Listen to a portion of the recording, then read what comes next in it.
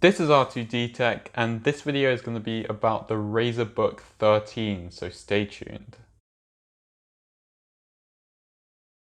So the Razer Book 13 is Razer's first laptop in a while that doesn't have an option for dedicated graphics.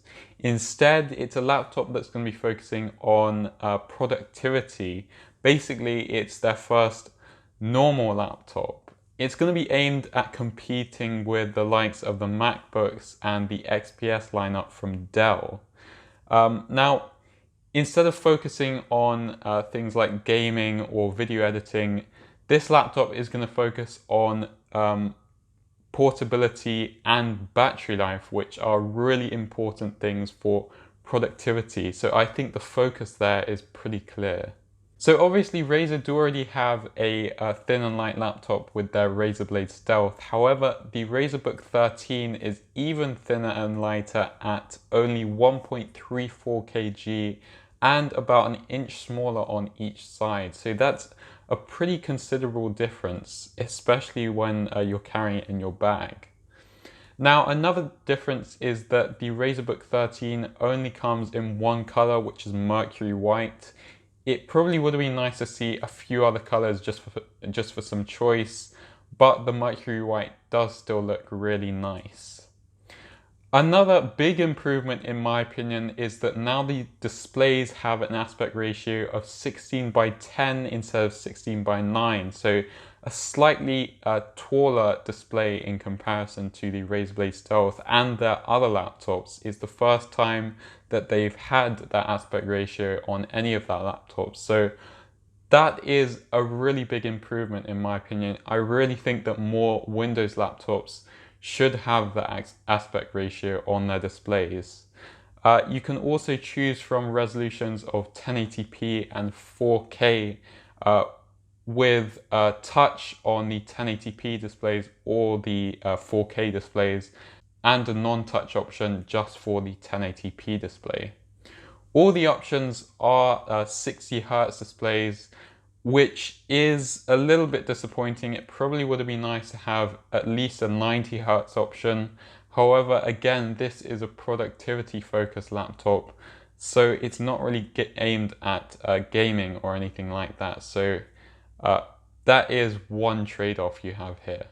I should also mention that the bezels on this laptop are incredibly thin, which is really good to see, even thinner than on the Razer Blade Stealth, which were already pretty thin. However, the trim on the outside of the displays is actually a plastic trim. So when the laptop is closed, it will be plastic sandwiched between two aluminium layers, which is fine in my opinion, but it probably would have been nice to see metal all around. However, overall, the displays are still incredibly good and probably some of the best you'll find on any laptop out there. Now, Razer have made the battery life a big focus of this laptop, but surprisingly, the actual battery is only 55 watt hours, which isn't actually that big compared to a lot of thin and light laptops out there. However, Razer do claim that you will get 14 hours of battery life with normal usage. That is definitely an overestimate. I would imagine that it's going to be more like 8 to 9 hours, which is still really good, but it's just that 14 hours is just unrealistic. In the box, you'll also be getting a 65 watt power adapter, which is pretty good for a thin and light laptop nowadays. That power adapter should get you fully charged in around 1.5 hours, which is really great to see.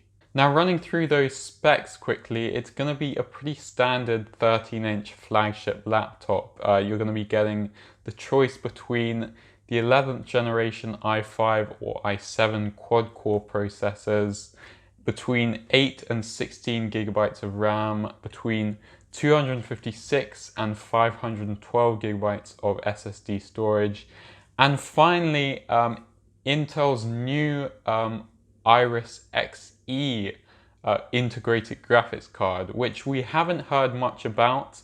Hopefully we'll hear more about it in the next few months with a lot of laptops about to be released. However, it does seem like it's gonna be a massive improvement over Intel's past integrated graphics card. So that is still pretty exciting. It's still definitely not going to be as good as the dedicated graphics cards you get out there, but it should be a big improvement over the past, as I've said. Now looking around the laptop, you will see on the back that there are some rubber struts sticking out. That's actually to support the laptop when it's open so that the base will actually be elevated slightly off the table to provide more airflow. Now that will also mean that the trackpad and keyboard will be elevated slightly at an angle, which personally I'm not a big fan of. I find it a little bit uncomfortable, but it does look like it's only just a really slight elevation, which I think should be fine. Now, the keyboard and trackpad are also really good. It's a really comfortable keyboard to type on. It's Razer's full keyboard that they have on all their other laptops, which is good to see. Now, the trackpad is using Windows Precision drivers, and it's a really nice, big and smooth trackpad. Probably one of the best on a Windows laptop, so that's also nice to see. Now the speakers either side of the keyboard are really nice and loud, however they don't provide much bass, and in terms of quality I don't think they're anywhere near the standard of the MacBooks. So they're nothing special, but they'll definitely get the job done. Now talking about the ports on this laptop, firstly, you are still getting a USB-A port, which I think is a really good thing. We've seen that on many thin and light laptops out there, they're just using USB-C. So I think it's a good thing that Razer have kept the USB-A port despite making the laptop smaller. You're then getting two USB-C Thunderbolt 4 ports. Now Thunderbolt 4 is just a very slight improvement over Thunderbolt 3. It's really nothing much, so that's not really such a big advantage over other laptops that do have Thunderbolt 3. You're then getting one HDMI port, a micro SD card reader, and a 3.5mm audio jack, which are all pretty standard on a lot of laptops.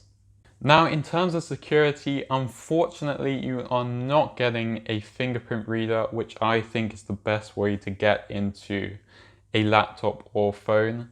However, you are getting Windows Hello facial recognition, which is really fast and secure, so that's really good anyway.